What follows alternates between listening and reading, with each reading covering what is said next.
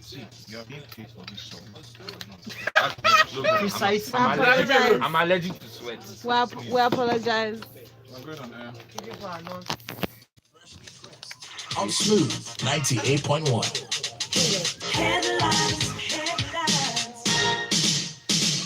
Mics are up. Studio silence, please. Studio's live. I invest where money never sleeps.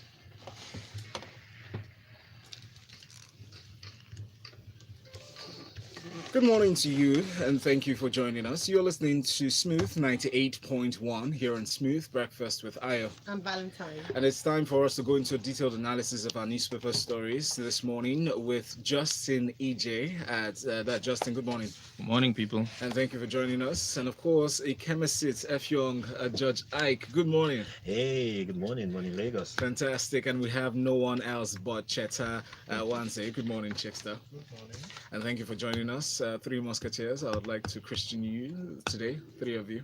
And we'll be going into the details of these stories. But first, Lagos, a quick reminder. Here's how to send in your message.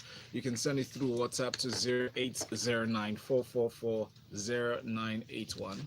That's for WhatsApp. On Twitter, we're at Smooth981FM. Please use the hashtag Freshlypressed981. We're also streaming live on YouTube, which means you can use the live chat option to leave your messages as you watch. All right, let's move on to our first story for today. Justin, I'll start with you for this one. Good news here, as reported by the Vanguard newspaper, Yes. that troops rescue 29 women, 25 children from Boko Haram in Borno State. Yes. So they've reported that the Nigerian army disclosed yesterday morning that its troops of 22 Brigade engaged in Operative Lafia Dole in collaboration with local vigilantes, rescued 54 persons abducted by Boko Haram terrorists in Borno State. Can you please take us through this story? Okay. First of all, let's start by saying it's a good thing that people are being rescued. But details matter. Yes. Because when you go into the story, you find out that it's not a rescue. It's actually more of what I would call a Mungo Park situation. They discovered 29 women and 25 children who apparently were in some camp somewhere, and they tagged them suspected kidnapped victims. Let me read a direct quote from the story. No encounter with Boko Haram terrorists was made as they ran away before troops' arrival, leaving behind 54 suspected kidnapped victims. Out of the number, 29 are grown-up women and 25 are children of various ages and sexes. Now, my question is, how did you establish that these people were kidnapped victims? Couldn't they be the wives and children of these Well, on interrogation, terrorists? that could be ascertained with regards to interrogating the victims rescued women and children. Even though you would forgive my skepticism, yes, right? But we've seen these things happen. So anyway, the army says they rescued them, discovered them, whichever one it is. We're happy. Okay. May they live happily ever after. Another angle to this that I also want to point out is, so Operation Lafia Dole is a military exercise in the region, right? And they said in collaboration with local vigilantes. Now, typically these local vigilante groups are armed. I worry that when the dust settles, will these vigilantes today not become the terrorists of tomorrow? I hope that there is a plan to dismantle the civil structures that are being armed to aid the military in what are ordinarily military operations. Or engage them in a legitimate government, maybe agency or some sort. That's a valid fear, because we've seen the antecedents of this in the past and how it escalated into militancy. Yep. All right, thank you very much, Justin, for that. Justin, actually, Cheta, since you jumped into this particular comment, I'll come to you for the next one. And still talking on security matters, this time moving away to Zamfara local government, where the local government chief has told the Minister of Defense that they pay ransoms to bandits daily. He mentioned, the vice chairman of Shinkafi local government areas in Kwara State, Alhaji Sani Galadima, said bandits killed 6 members of the civilian joint task force in the area, and that the council pays the blood hoodlums ransoms daily. Please, can you take us through the story? The story is a potpourri of the many problems in the region. Mm. And there's also a part of the story where they even segued all the way into just to talk about a nurse who was Yeah. abducted by people, and she came out and said, "Nah, doctors were Fulani." But let's talk about Zamfara first. We, the Minister of Interior, is belatedly running around trying to hold consultations with people there Why do you tag it as belated? because the horse bolted away from the stable like 6 years ago, and we just essentially sat and watched as this thing went belly up without doing anything. And the only reason that they are now running around, in my view, is because they are coming under a lot of criticism, and these guys don't like criticism that much. The fact is that, so for example, Shinkafi local government area Yeah. borders Niger Republic, Zamfara state, and you see some of these things. It's important to state some of the facts around these things so we understand the scale of the problem. Zamfara state at 39,762 square kilometers is just slightly larger than the whole of Igbo land. And when I say the whole of Igbo land, I mean Western Igbo land in Delta State plus Eastern Igbo land across the Niger. Okay. Zamfara state is slightly larger than the entire land area of that. The population of Zamfara state, according to the latest estimates, is about 3.8 million. And the unemployment report showed that the latest unemployment report showed that the number of employed people in the states fell from 1.29 million in 2017 to 1.17 million now. So people are losing jobs. Now, if we look at unemployment and underemployment, we like to do this unemployment, underemployment thing. Underemployment, most of it, in the nature of underemployment in a state like Zamfara, which is largely agricultural in nature, is that there are a lot of people who are actually unemployed most of the year, but get seasonal employment in the farms during planting and harvesting season. So what do they do for the rest of the year? And then you consider that the areas which have been at the epicenter of this, especially Anka and Shafe, are like so Anka borders Sokoto and Kebbi states. Shafe borders Katsina states. Then we have this meeting that was in Shinkafi, which borders Niger Republic. Essentially, there are a lot of places where these people can withdraw to and then come back in. There's an entire arc, Anka, Maru, Bugundu, Gusau, Chafe, that a lot of things have been happening. A lot of ungoverned species, a lot of large expanses of land, nothing doing. The thing has become a free for all, and then like in so many parts of the country, small arms moving more or less freely. How do you begin to conceptualize the problem? First things first. Okay, I'll invoice for that. Oh gosh, I was hoping I was going to actually commend you for the fact that today you're moving it. Are you going to continue, or that's the end of your statement? I've stopped.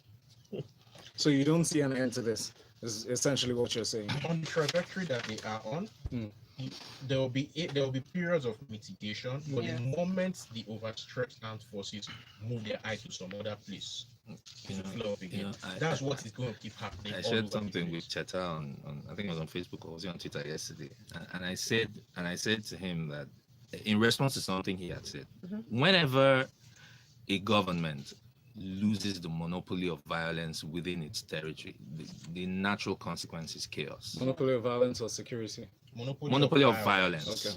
Yeah. The government should have a monopoly on on violence. I see your point.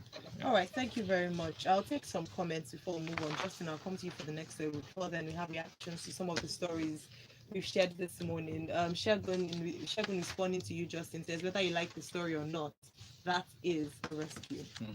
And MI from Akoka sent this one, says, I respect the work that our armed forces are doing to counter insurgency, but using these misleading phraseologies just to exaggerate their efforts is not the way to go.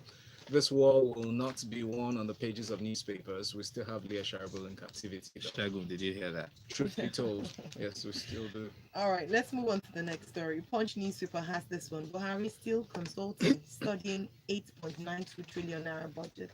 Now, the presidency says President Muhammadu Buhari is still consulting on the 8.92 trillion naira 2019 budget and studying the provisions therein.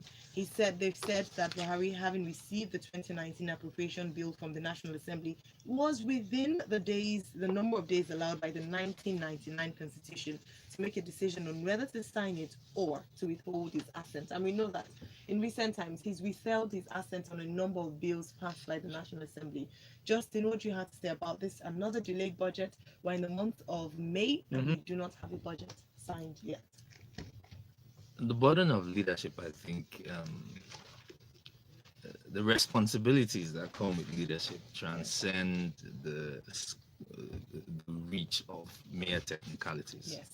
So when people in this position begin to make an appeal to technicalities, oh, I'm still within the 30-day limit, all I have to say is we expect more.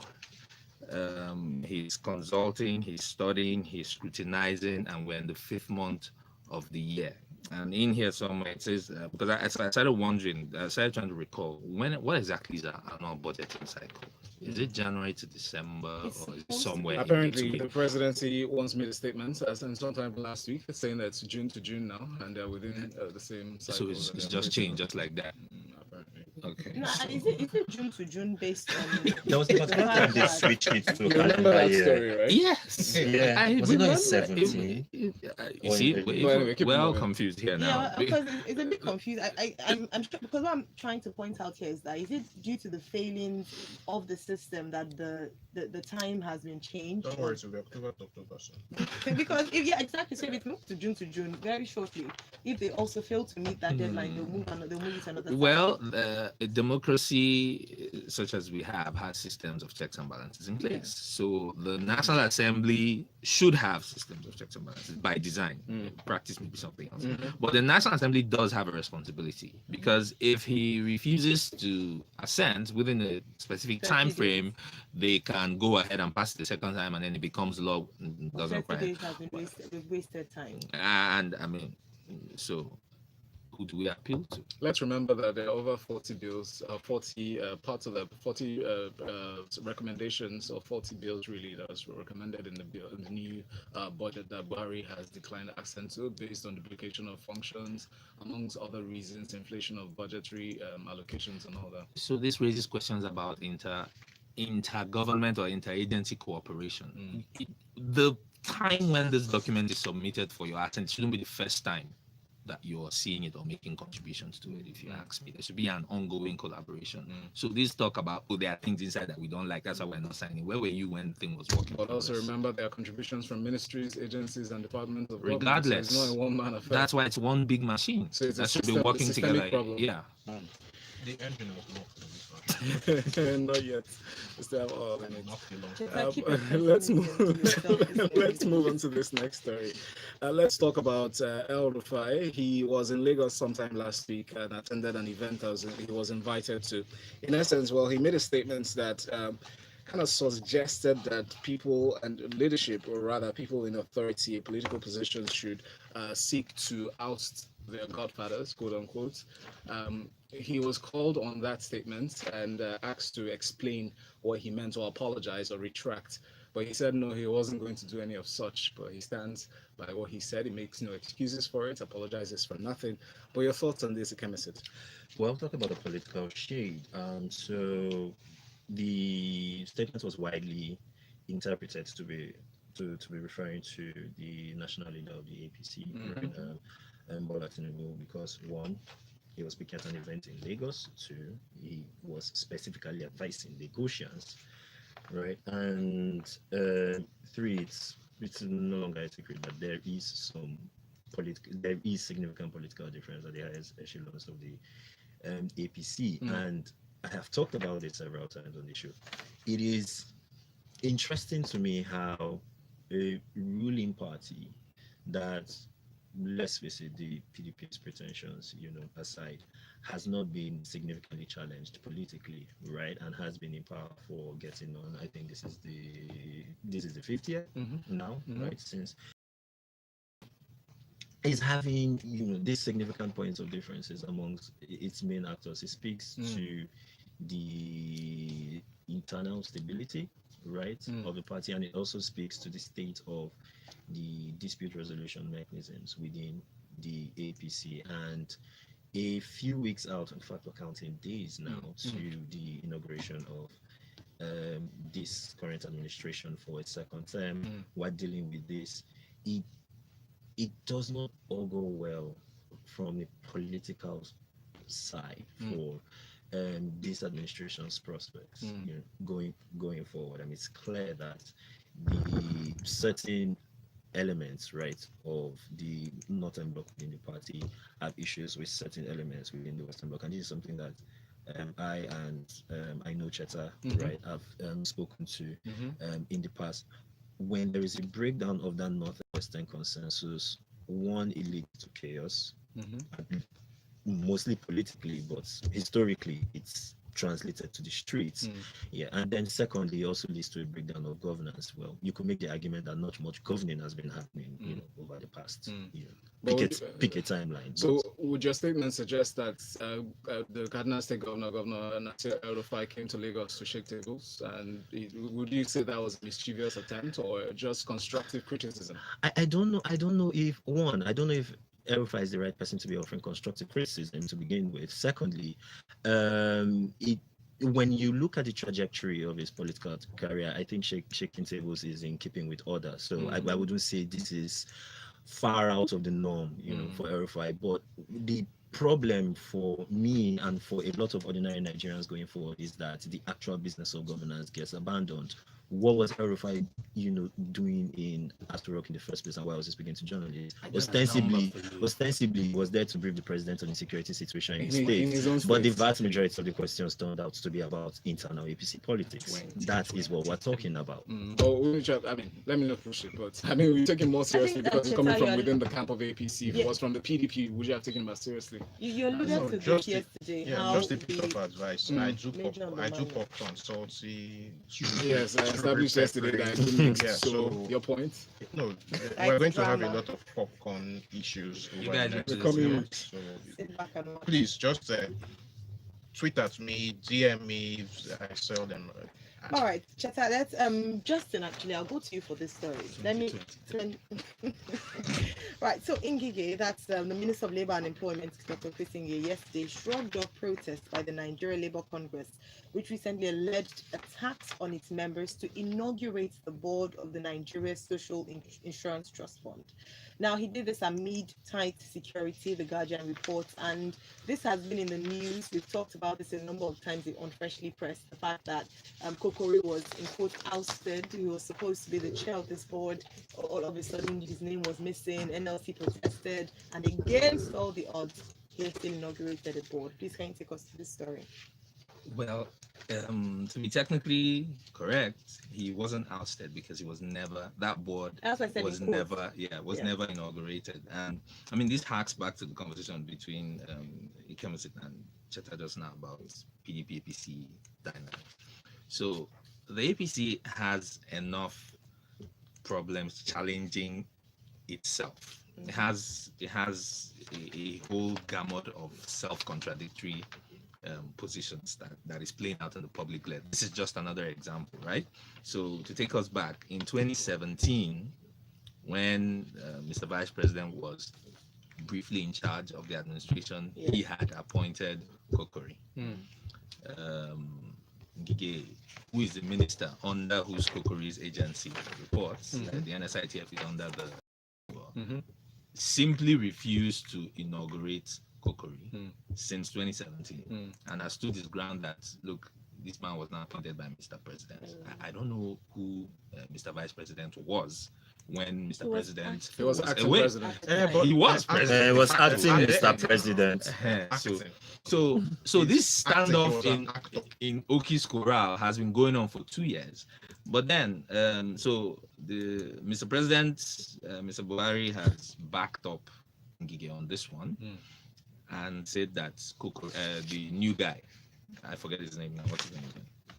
Austin Enajimo Isire is the new person that they want to inaugurate, and this is what has led to all of this crisis. But interestingly, because there's a politicking side of things, and then when you look into the resume of the Mr. Austin and Adama in Syria. Yeah. It actually justifies to some extent from an objective perspective the Yeah. reason why Ngige is saying no, this is the guy I want, because Okay. NSITF is basically an insurance agency, and this guy is a pro. He has a stellar resume in that respect. So I wish him luck. All right.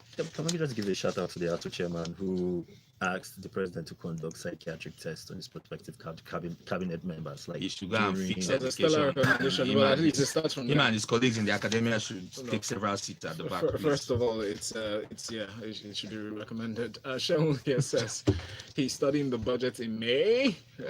Triple exclamation marks. Now, Obama Chidozie here sent in a message on WhatsApp, says Buhari is simply waiting for Saraki to leave office before they implement whatever the plan they want to implement. Period. We'll have more messages here. That's another angle. All right. So No names we in don't this have a message. name. Please add your put names to your your name. messages. Bidemi says if the budget cycle keeps moving June to June, October to October, someday it will get to January again. So we'll get there. Turning on you.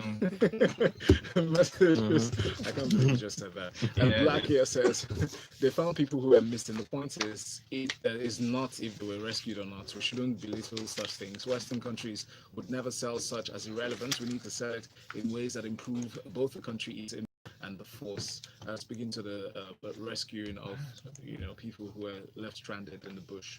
Chukwemeka Nwosu sent in a message, says, good morning guys. Cheta was right, because the size of the state is enough for the entire forces of Benin Republic to hide without being seen. We must tackle the issue of unemployment and allow our soldiers to take initiative without waiting for Abuja directives. interesting choice of country. I know. Yeah. And let's move on to this next story from the Punch newspaper. Cheta, I'll come to you for the analysis on this one. The House of Representatives Committee on Public Accounts said Nigeria has not been witnessing prudent use of government resources under the administration of President Muhammadu Buhari.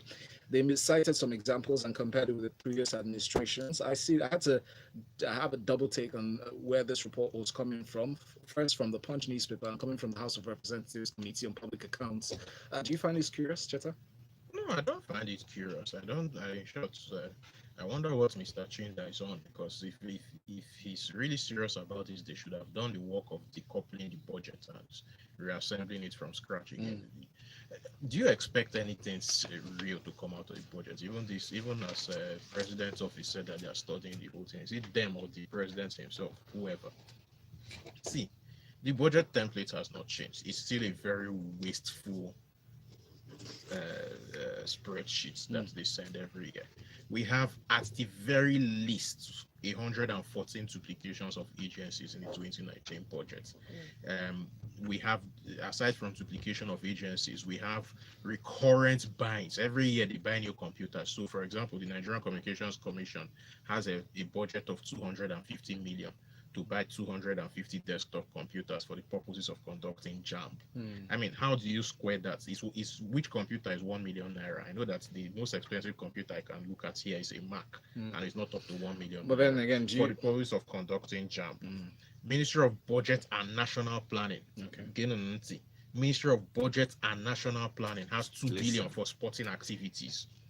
Ex-militants are still getting 65 billion naira a year. I mean, when you have all of these ridiculous things, it tells you that from the get-go, we're already condemned to a wasteful budget. When the APC came in 2015, we had all this nice, sweet, saccharine talk about zero-based budgeting.